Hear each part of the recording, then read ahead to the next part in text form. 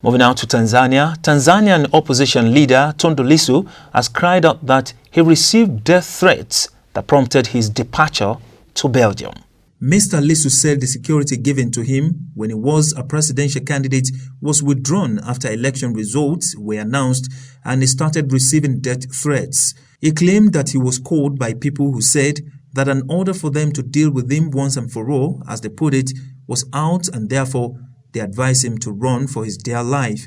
I left Tanzania because my life was in danger.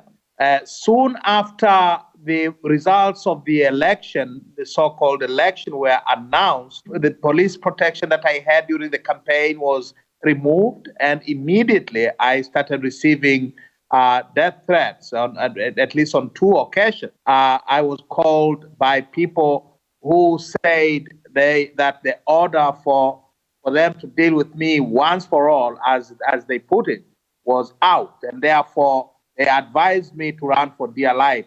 That's exactly what I did.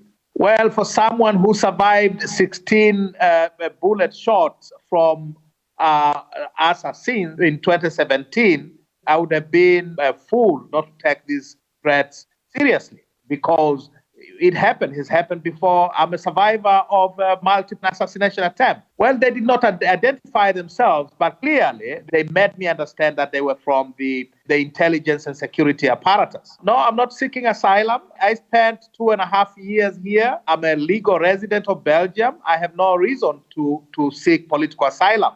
But more importantly, I'm here because I want to continue the fight.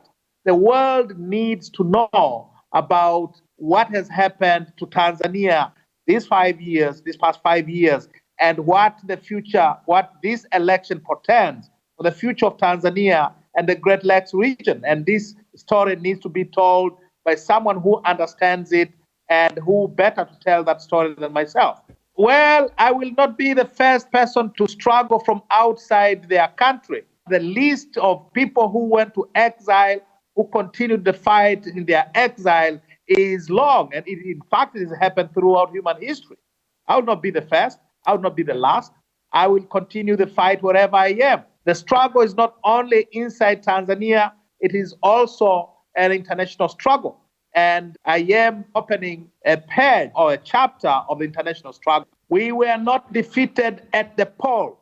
We were defeated by organized criminals who used the resources of the state to steal the elections. International observers, the AU observer mission in Tanzania, observed stuffed ballot on some locations where they visited. This was a stolen election.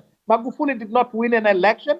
He was just declared the winner by people who organized the theft of the election on a nationwide scale. Well, Chadema will survive the dictatorship. The 5 years that ended with this general election saw us going through absolutely horrible persecution. Our people were killed. We were sent to prison. I was nearly killed. Our people were terrorized for 5 years, and we survived it. This is the latest phase in the struggle for democracy. We will go through terrible trials and tribulations ahead, because Magufuli's administration is going to be what it has been these past 5 years. Absolutely dictatorial, absolutely draconian in its approach to the democratic opposition. So we'll go through terrible days ahead, but we will survive the dictatorship. We will emerge victorious at some point in the future. Mr. Lissu said he was a legal resident of Belgium and wanted to continue with the fight internationally.